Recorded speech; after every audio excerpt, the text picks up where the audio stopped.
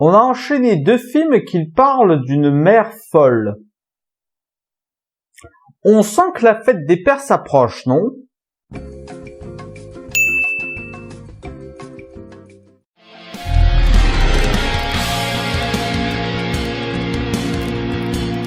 Greta, film de Neil Jordan qui en est aussi le scénariste, avec Isabelle Huppert, Chloé Grace Moretz, Maika Monroe et Colm Feore. Frances McLean, une jeune fille qui a perdu sa mère, retrouve le sac à main de Greta Heidegg, une Hongroise qui vit aux États-Unis. Elle ne se doute pas de ce qu'il y a derrière ce sac. Vous savez, c'est marrant, ma critique précédente était sur Ma et les 2 sujets sont assez similaires. Ce sont 2 mères seules, devenues folles, qui s'en prennent à des jeunes adolescents. Sauf que dans Greta, c'est bien fait. Déjà, bon, c'est une évidence, mais les actrices sont juste impeccables, notamment le duo Isabelle Huppert, Chloé Grace Moretz. Isabelle Huppert qui nous montre encore une fois l'étendue de son talent. Enfin, dans le film. Parce que dans le redoublage, elle a encore du travail à faire, hein. Je ne le conseille pas souvent, mais je vous conseille vraiment de voir ce film en VOST-FR, parce que la pauvre Isabelle Huppert, elle sait pas se redoubler, quoi. Je veux dire, niveau voix, c'est catastrophique. Ceci dit, malgré tout, elle nous offre un personnage intéressant parce que c'est un méchant, comment dire, attachant. Je veux dire, elle pousse ses motivations à l'extrême, mais ses motivations restent compréhensibles. Du coup, on s'attache à ce méchant. Et c'est un contraste qui se ressent jusque dans la musique.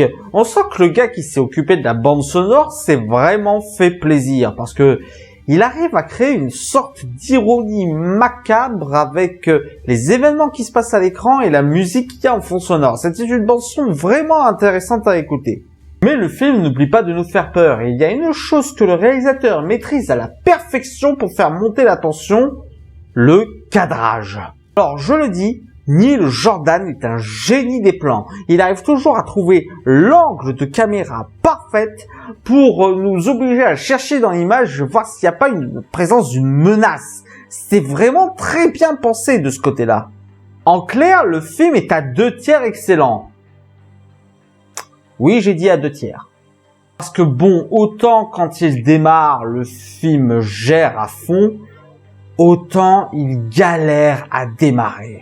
J'ai eu très peur, je vous l'avoue, parce que au bout d'un moment, je me suis dit que si tout le film était comme ça n'allait pas le faire du tout. Le film met quand même un bon quart tiers à bien se mettre en qualité. C'est vraiment dommage, parce que ce qui fait vraiment démarrer le film, c'est une facilité scénaristique, une énorme facilité scénaristique.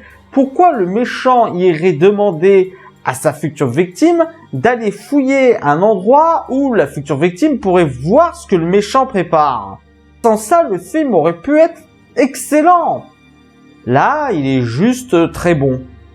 Enfin, juste très bon. Il est à voir quand même, hein. Voilà, c'était la critique de Greta. J'espère qu'elle vous aura plu. N'hésitez pas à mettre un pouce vert si c'est le cas et à partager sur les réseaux sociaux. D'ici là, allez au cinéma. Ciao!